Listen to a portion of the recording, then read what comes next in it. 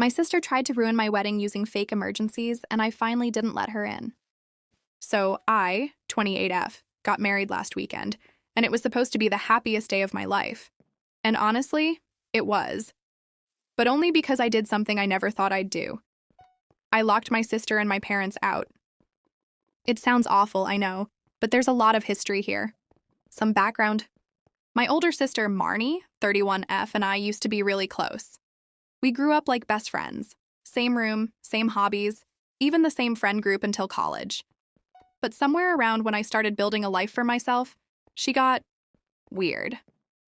Whenever something good happened to me, she'd find a way to turn it into a crisis about her. When I got my first real job, she suddenly got fired. When I got engaged, she accidentally fell down some stairs the same weekend and made sure everyone knew I didn't visit her enough. It's always been like that. She needs to be the center of the emotional spotlight. The engagement and the slow build-up. When my fiancé Ryan proposed, I was over the moon. But Marnie? The first words out of her mouth were, "Wow, already? I didn't even know you two were that serious." She acted supportive on the surface, but she kept doing little things to ruin the process. She'd tell me she booked a venue tour and then cancel it without telling me. She told our mom I wasn't including her enough. And my parents? They always took her side. "She's just jealous," Mom would say. "She doesn't mean it," Dad would add. So I learned to just nod, smile, and keep my distance. The night before the wedding, everything was set. My bridesmaids and I were at the venue, the rehearsal dinner went great, and I was finally relaxing. Then, at 2:17 a.m., my phone buzzes. It's Marnie. "Lila, it's Mom. She's in the hospital. It's bad. Please call me." My heart dropped. I immediately called back. No answer. I called my dad. Straight to voicemail. So I called the hospital, half panicking. They had no record of anyone named Margaret Hartman being admitted. So yeah, she made the whole thing up. I didn't even sleep after that. I just sat there staring at my phone, realizing how far she'd go for attention. The morning of... I tried to shake it off, but I was exhausted and anxious. My makeup artist could tell something was wrong. Ryan came in to check on me, and I told him everything.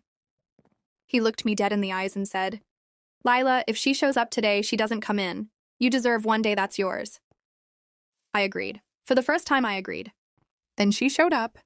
About 30 minutes before the ceremony, one of the venue staff came over and whispered, "There's a woman outside saying she's your sister. She's crying and saying it's urgent." I looked out the window, and there she was, standing at the gate, red-eyed, holding her phone. My parents were with her, both of them waving like they were begging to be let in.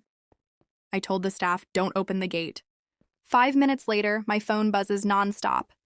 Texts, voicemails, even a Facebook post from my mom saying, "Our daughter won't let us into her own wedding. Please pray for her heart." I just turned my phone off. The actual ceremony. Once I walked down that aisle, something inside me clicked. For the first time, I didn't feel guilty. I didn't feel like a bad daughter or a bad sister. I just felt free. I married the love of my life, surrounded by people who actually cared about me. There was laughter, dancing, and not a single fake emergency to ruin it. Aftermath.